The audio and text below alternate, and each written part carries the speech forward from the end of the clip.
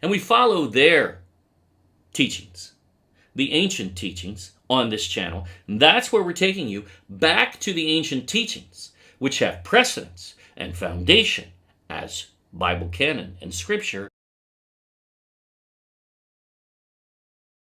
The ancient mapping process required the North Pole to be in the center, in the navel of the Earth. Antarctica is a shelf that surrounds it, and it is a flat, round disk. That's the way they map it. Whether anybody believes in flat Earth or not, you can't dispute that. For those espousing Pangea, or really Pan, Gaia, an occult religious belief, not science, the hydroplate theory, which relies on the false science of moving plates floating on magma smashing together, understand that at 1,000 miles per hour at the equator, such chaotic motion would never lead to a separation of continents, but the opposite. It would lead to there only being one continent, and it would be a mountain all the way into space, likely. Accusing Yahuwah of creating such chaos is a lack of faith, truly, and certainly not a biblical perspective. There was no ocean before the flood, nor any terminology in Genesis that says otherwise. The word seas in the early Genesis creation account can just as easily be interpreted large rivers, not oceans. It is the sun, moon, and stars that move, not the earth.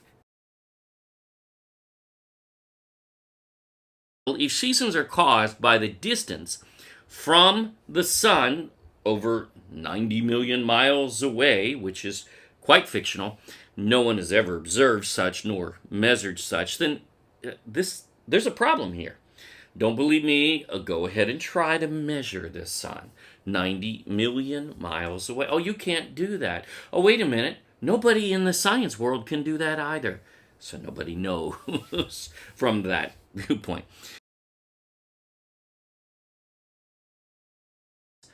Not only is it not anywhere near 90 plus million miles away, it's very close, within thousands of miles, not millions, not hundreds of thousands even.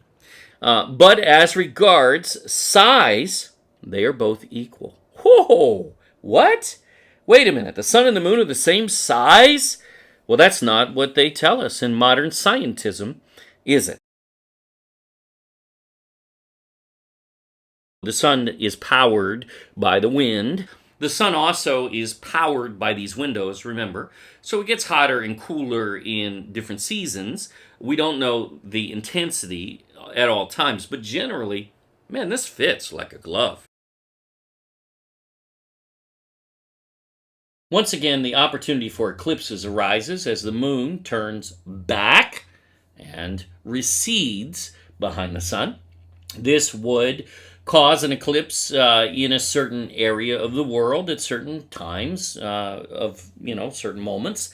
Both lunar and solar eclipses are explained by this dynamic, as the moon could be in front at some times and the sun could be in front at some times from a certain perspective. Remember, they are the same size, according to Enoch. We'll show you those scriptures in a second. Well, in a few minutes. Another time, the sun in front of the moon. So in both cases, you got an eclipse.